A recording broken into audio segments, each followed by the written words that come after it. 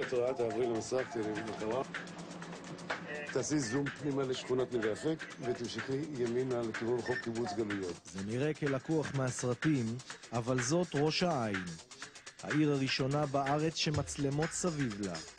פרסנו מצלמות אבטחה כמעט בכל אתר ופינה בעיר. המצלמות האלה מאפשרות לנו למעשה ראייה כוללת של כמעט כל מה שמתרחש בעיר. קוראים לזה מוקד עירוני ביטחוני משולב, או במילים אחרות, הייטק בשירות העירייה. מערכת מצלמות במעגל סגור המאפשרת לראות בזמן אמת הכל, גם את שושנה השכנה יוצאת מסניף הבנק המקומי.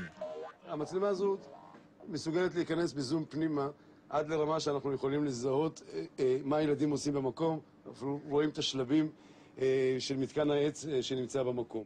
כך נראה אירוע סוף שנה בבית הספר, וכך נראה הקניון המקומי בשעת עומס. הכלים הרבים וסימני הירי על המכונית מעידים על שהתרחש הבוקר בסניף בנק הפועלים בראש העין.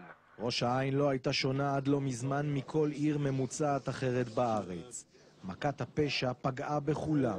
כל בוקר של יום ראשון הייתי מקבל דיווח של 3-4 עמודים על כל הנזקים שנגרמו לעיר במהלך השישי שבת, אם זה מוונדליזם ועבריינות נוער. לי גנבו אותו בעבר, שהאוטו הזה הלך, אתה מגיע למשטחים, זה פירוקים טיק טק, זה נגמר. במציאות בה הביטחון האישי והמלחמה בפשיעה הפכו כבר ממזמן למילים ריקות מתוכן של פוליטיקאים. מתברר כי בהשקעה סבירה, ההשקעה הייתה רב-שנתית בהיקף של כמעט 20 מיליון שקל, ובשיתוף פעולה בין העירייה למשטרת מרחב השרון, אפשר לעתים להביא את מהפכת הביטחון האישי אל התושבים. וכך זה עובד. תורן המוקד מאתר את קבוצת הנערים האלה שמשחיתים רכוש ציבורי באחד הגנים בעיר.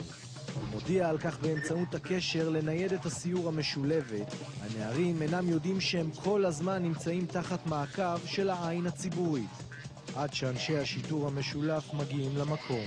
ספק אם המצלמות האלה מסוגלות לקלוט כל פינה בעיר או לתעד כל עבירה. כל העניין כאן הוא הרתעה. אנחנו מעדיפים שהמצלמות, אפקט המניעה שלהם, יעשה חלק גדול מהעבודה ולאו דווקא לתפוס בשעת מעשה. התוצאה ירידה חסרת תקדים של 57% בעבירות הרכוש בראש העין בחצי הראשון של שנת 2006. המסר הוא שמדינת ישראל צריכה יותר להשקיע בביטחון מבית. אנחנו תמיד רגילים לחשוב על סוגיות אסטרטגיות גדולות כמו תהליך השלום, נושאים של ביטחון, ואנחנו מזניחים את תחום הפנים. להפעלת מערכת כזאת יש גם מחיר. שיחת העיר הפכה להיות שהיום אתה לא יודע באיזה מקום אתה מסתובב בעיר אם לא מצלמים אותך באותו רגע. זאת אומרת שאנשים כשהם מטיילים בחיק הטבע גם אז הם לא בטוחים שהעין לא צופייה עליהם.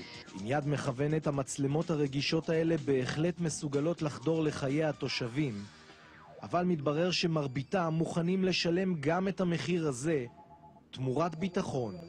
זה עובר בראש, אבל אם אתה יודע שאתה בסדר עם עצמך, זה לא צריך להציק לך. לא, אני לא רואה את זה כחדרה לפרטיות, בכלל לא. הנה, ראית עכשיו קיבלת דוח על זה שזרקת סיגריה בציבור. גם נכון. אתה מבין?